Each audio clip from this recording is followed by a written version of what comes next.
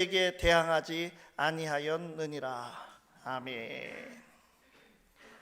야고보서 5장 1절에서 6절을 본문으로 말세의 재물이라고 하는 제목으로 함께 말씀을 나눕니다.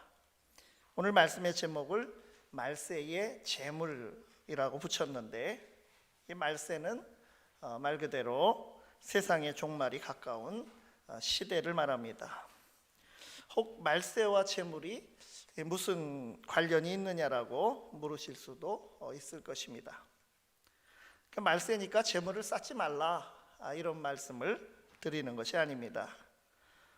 재물 자체는 그 자체로 중립적인 것이고 나쁜 것은 아닙니다. 재물도 있으면 만약을 대비하는 생활의 지혜가 될 것입니다. 그러나 오늘 말씀에서 중요한 것은 말세임을 알면 종말이 가까움을 알수록 더욱 분명한 관계 설정을 하라고 하는 것입니다. 이는 말세에 그 종말이 가까운 세상을 살아가는 우리가 종말을 가져오실 분, 역사를 주관하시는 분, 하나님 나라의 완성을 가져오실 하나님과의 관계를 점검해 보라고 하는 것입니다. 가령 나에게 재물이 생겼습니다. 그 재물의 주인은 누구입니까? 하나님과의 바른 관계 설정 없이 재물을 쌓으면 내가 재물의 주인인 것 같지만 잘못하다가는 재물이 나에게 주인 노릇을 하게 되고 나는 재물의 종이 되어버릴 수 있습니다. 예수님께서 이 부분에 대해서 여러 번 경고를 하셨습니다. 산상수훈 중에 마태복음 6장 24절 말씀에도 한 사람이 두 주인을 섬기지 못할 것이니 혹 이를 미워하고 저를 사랑하거나 혹 이를 중히 여기고 저를 경히 여김이라. 너희가 하나님과 재물을 겸하여 섬기지 못하느니라. 이 개역 개정판 성경, 우리가 지금 사용하고 있는 성경에는 소단락 제목들이 붙어 있는데, 오늘 읽은 말씀 단락에는 부한자에게 주는 경고라고 제목이 붙어 있습니다. 여기서 말하는 부자들은 성도들을 박해하고 또 꼭 신앙적이 아니더라도 피해를 주었고 또 불의하게 재물을 쌓고 살았던 자들이었던 것입니다. 그러므로 그들에 대한 경고의 말씀을 주고 있는 것이 오늘 말씀입니다. 오늘 성경 본문도 지난주에 우리가 읽은 말씀에 이어서 들으라라고 하는 말씀으로 시작하고 있는데, 야고보서는 문제가 되는 두 부류의 대상을 향해서 들으라로 시작하는 직접적인 경고를 주고 있습니다. 다른 단락들은 다 형제들아 이렇게 시작했지만 이 두 단락만 유독 들으라고 하면서 특정 부류를 겨냥하고 있는 것입니다. 이 두 부류란, 하나는 교회 안에 있는 사람들로서 장사하는 사업가들이고, 또 하나는 교회 밖에 있는 사람들로서 땅을 많이 가지고 있고 소작농을 거느리고 농장을 경영하는 대지주들입니다.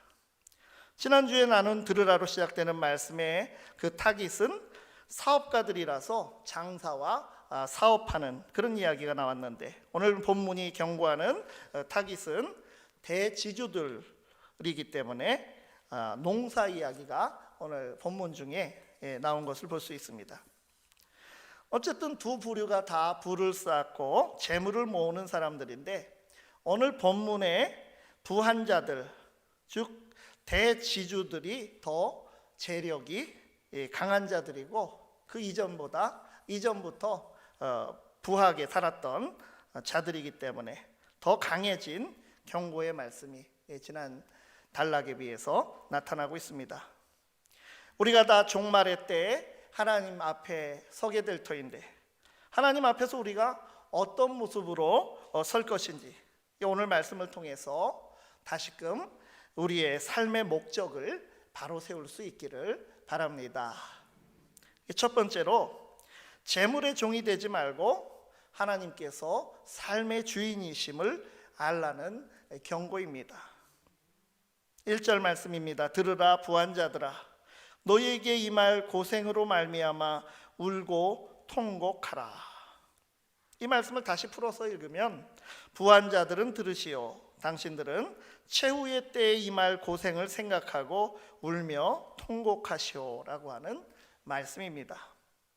오늘 말씀은 부한 자들에 대한 경고라고 했는데 정확히 말하면 재물의 종이 된 자들에 대한 경고의 말씀이라고 우리가 의역해서 읽을 수 있습니다. 하나님을 경외하지 않고 도리어 재물의 종된 자들, 하나님이 아니라 재물을 자기도 모르는 사이에 주인으로 삼는 자들에 대한 종말을 선언하는 것이 오늘 말씀입니다. 세상에서 잘 나가는 부자들이 있습니다.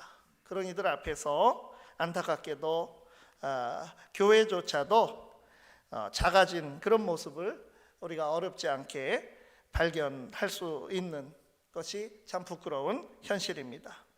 그러나 제 아무리 재물을 많이 쌓아도 그조차도 예외 없이 하나님의 주권 아래에 있음을 알라고 하는 것입니다.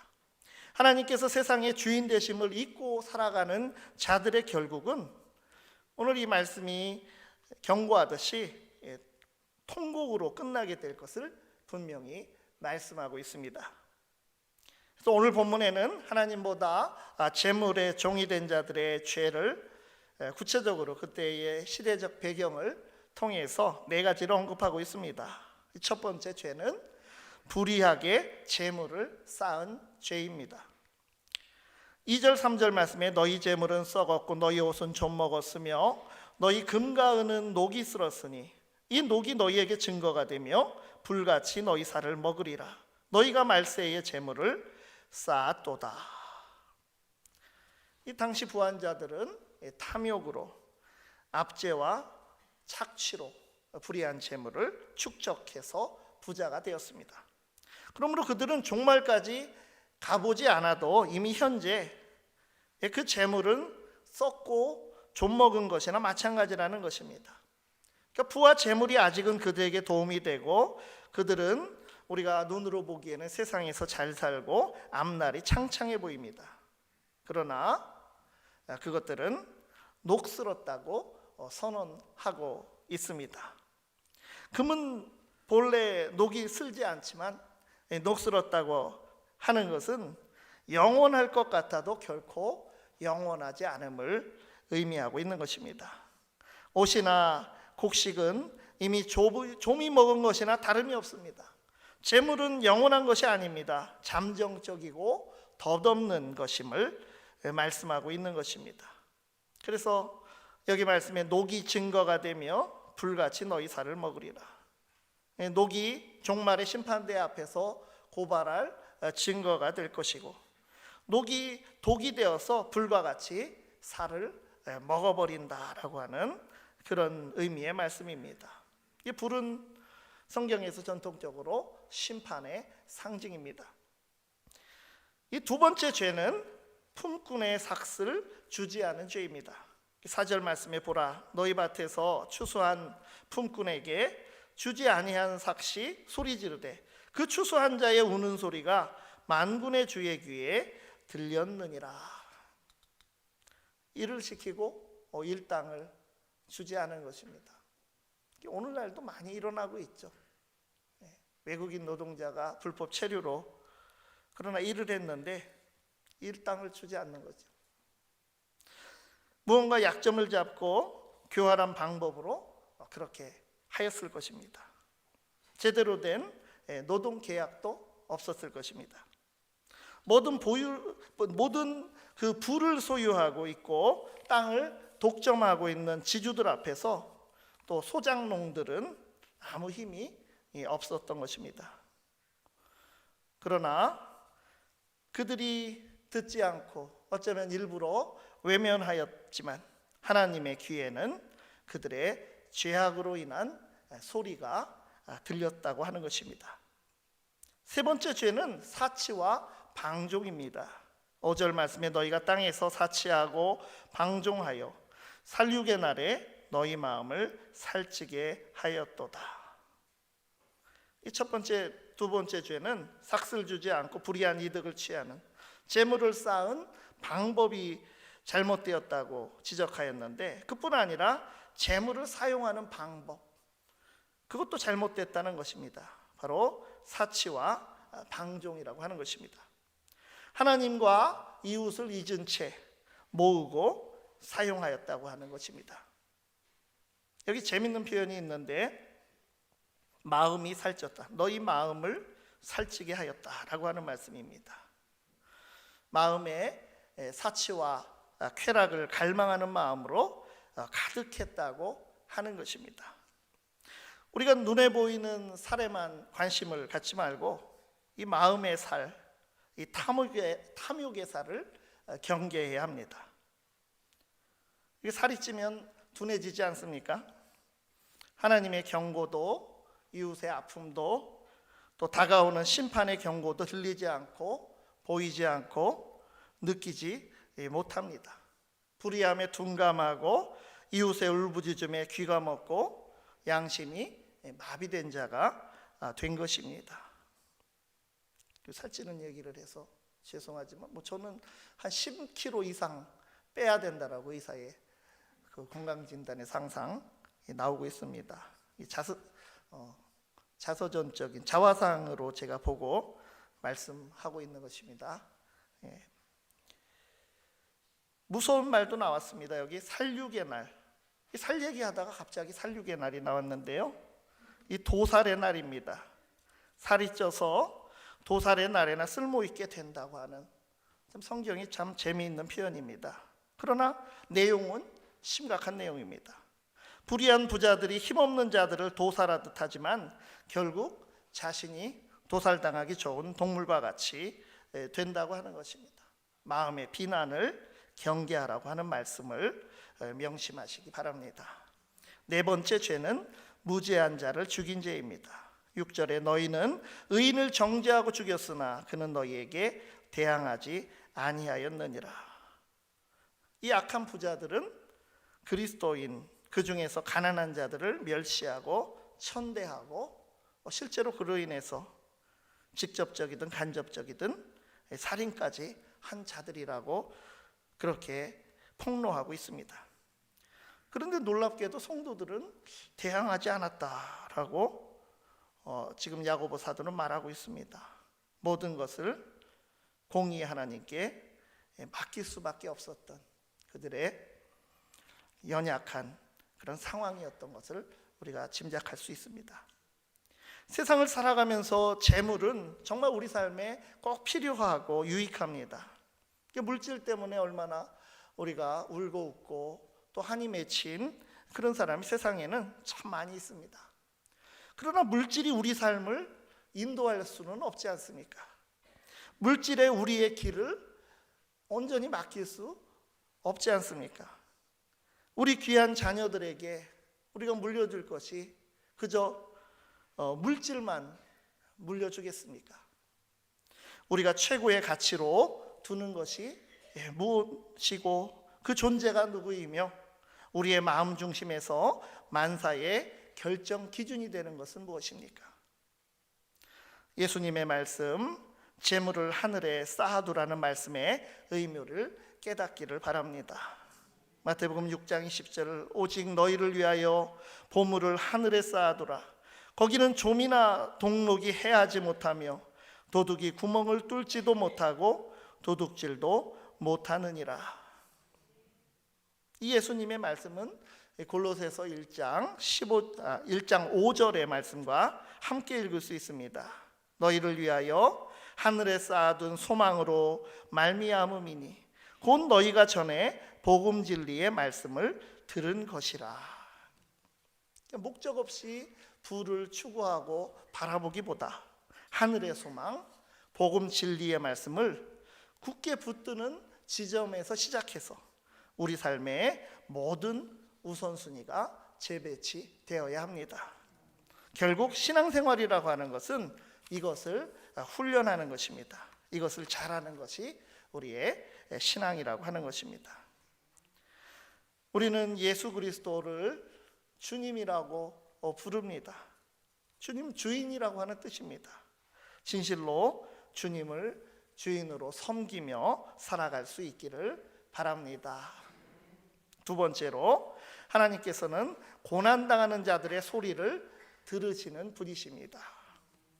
4절 말씀을 다시 읽습니다. 보라, 너희 밭에서 추수한 품꾼에게 주지 아니한 삭시 소리 지르며 그 추수한 자의 우는 소리가 만군의 주의 귀에 들렸느니라. 이 말씀은 하나님의 귀에 불의한 주인을 만나서 품삯을 받지 못한 자들의 우는 소리가 들렸다는 것입니다.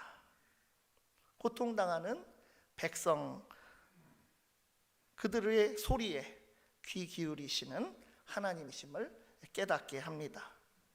출애굽기 3장 7절에서 8절 말씀을 보면 여호와께서 이르시되 내가 애굽에 있는 내 백성의 고통을 분명히 보고 그들이 그들의 감독자로 말미암아 부르짖음을 듣고 그 근심을 알고 내가 내려가서 그들을 애굽인의 손에서 건져내고 그들을 그 땅에서 인도하여 아름답고 광대한 땅 젖과 꿀이 흐르는 땅에 데려가려 하노라.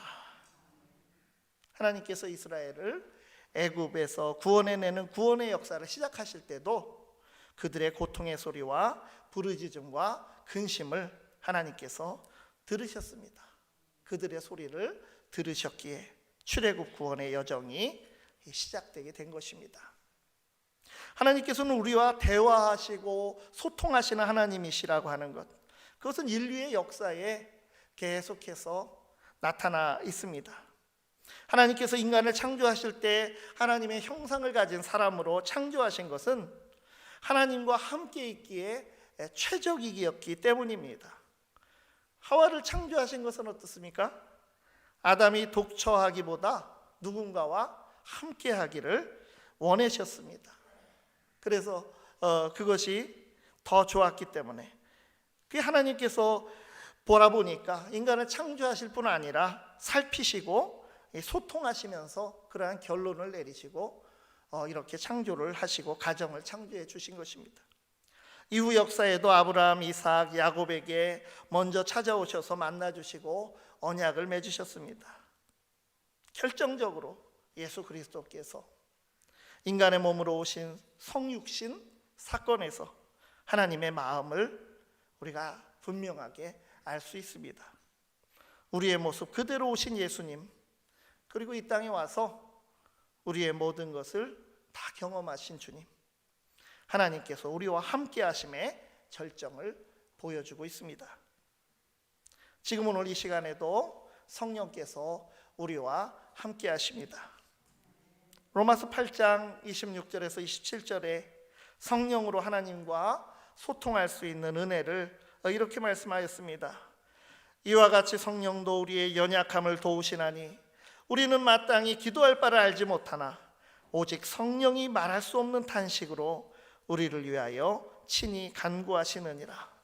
마음을 살피시는 이가 성령의 생각을 아시나니 이는 성령이 하나님의 뜻대로 성도를 위하여 간구하심이니라. 하나님을 표현하기를 마음을 살피시는 이라고 했습니다. 하나님은 성령의 생각을 아시고 또 성령은 하나님의 뜻을 아시고 또 우리와 하나님 사이에서 우리와 내주하시며 성령께서 하나님께 친히 간구하여 주십니다. 우리가 세상에서는 죄에 노출된 가운데서 아직도 하나님의 자녀되었다고 하는 신분을 불완전하게 체험하고 있는 것입니다. 어떻게 기도해야 될지, 하나님의 생각은 어떠하신지 온전히 우리가 알지 못합니다. 그러나 성령님께서 우리 옆에서 살피시고 도우시면서 우리를 위해서 우리가 소망하는 것을 친히 간구하여 주신다고 하는 말씀입니다. 그러므로 우리가 어려움이 있다고 낙심할 필요 없습니다. 내가 아직 응답받지 못하여 힘들어도 믿음을 잃지 말고 담대하시기를 바랍니다. 하나님께서 반드시 듣고 계십니다. 우리가 하나님을 온전히 우리 삶의 주인으로 모시고다 결단하는 그 믿음, 거기에서 더 나아가서 이미 하나님께서는 우리를 만드시던 그 태초부터 우리의 소리를 듣고 계시다고 하는 사실이 우리에게 큰 위로가 되는 것입니다. 우리의 믿음보다 선행하신 하나님의 귀 기울이심과 우리를 바라보심을 믿는 담대함으로 살아갈 수 있기를 바랍니다. 세 번째로 하나님 나라의 가치로 충만한 삶을 살기 바랍니다. 무엇이 우리에게 가장 충만합니까? 우리의 마음에는 무엇이 가득 차 있습니까? 내 삶에 충만한 것은 무엇입니까? 다시 5절을 읽습니다. 너희가 땅에서 사치하고 방종하여 살육의 날에 너희 마음을 살찌게 하였도다. 좀 전에도 우리가 나눴습니다만 마음이 살이 쪘다는 표현은 사치와 방종으로 마음의 살이 비만에 이르렀다는 것입니다. 필요 없는 살이 비축된 것이 비만이라고 하는 뜻이죠. 마음의 비만도 있다는 것입니다. 지금 한파가 일찍 오긴 했지만 가을은 천고 마비의 계절이라고 하죠. 하늘이 높고 말이 살찌는 그런 계절. 그런데 말뿐 아니라 우리도 영적으로 살이 쪘으면 좋겠습니다. 영적으로라고 제가 분명히 말씀드렸습니다. 우리는 어떤 열매를 맺기를 원하십니까? 우리의 마음이 사치와 방종으로 살찌고 비만한 삶이 아니라 성령 충만, 은혜 충만, 지혜 충만으로 살이 찌는 가을이 되기를 바랍니다. 로마서 14장 17절 말씀에는 하나님 나라의 성격에 관해서 나옵니다. 하나님의 나라는 먹는 것과 마시는 것이 아니요 오직 성령 안에 있는 의와 평강과 희락이라. 우리 안에 정의가 지배하고 평화가 있고 또 기쁨이 있어야 하는 것입니다. 교회 공동체 내에서 먹는 것 때문에 문제가 있었던 것입니다. 그러니까 정말 본질적인 것이 무엇인가, 정말 중요한 것이 무엇인가, 바울 사도가 권면을 하는 것이 로마서 14장인데 두 가지 주목할 만한 말씀이 나오는데, 방금 읽은 말씀과 함께 하나는 우리가 살아도 주를 위하여 산다고 하는 삶의 목적에 관한 말씀입니다. 로마서 14장 8절 말씀에 우리가 살아도 주를 위하여 살고 죽어도 주를 위하여 죽나니 그러므로 사나 죽으나 우리가 주의 것이로다. 그리고 바로 다시 비춥니다만 로마서 14장 17절 말씀입니다. 먹고 마시는 것도 좋지만 그것이 목적이 되고 하나님 공동체의 모습을 훼손해서는 안 될 것입니다. 성령 안에서 누리는 의와 평강과 희락, 정의와 평화와 기쁨이 하나님 나라의 가치라고 하는 것입니다. 사치와 방종과 무욕과 이기심으로 마음의 살을 찌울 것이 아니라 의와 평강과 희락으로 충만하게 하나님 나라의 골격이 붙고 또 근육이 붙은 건강한 신앙이 되어야 합니다. 우리 삶 속에 하나님께서 주신 여러 가지 은혜가 있습니다. 이 모든 것을 통해서 하나님 나라의 가치, 정의와 평화와 기쁨으로 충만한 삶을 이루어가는 하나님의 백성된 삶을 사시기를 바랍니다. 부와 재산 때문에 종말을 잊고 이웃을 잊고 하나님을 잊는 두 마음의 삶이 아니라 온 마음으로 하나님을 믿으며 하늘의 보물을 쌓는 우리의 삶이 되기를 간절히 바랍니다. 기도하겠습니다. 하나님 아버지, 온전히 우리 삶의 주인이 되심을 고백하오며 우리의 어려움과 간구의 소리를 들으시는 주님이심에 감사드리옵나이다. 말세를 바라보며 사는 지혜가 있게 하시며 우리에게 주신 모든 은혜 안에서 하나님 나라의 정의와 평화와 기쁨을 누리는 참 부유함을 소유하게 하여 주시옵소서. 예수님 이름으로 기도드리옵나이다. 아멘. 우리 찬송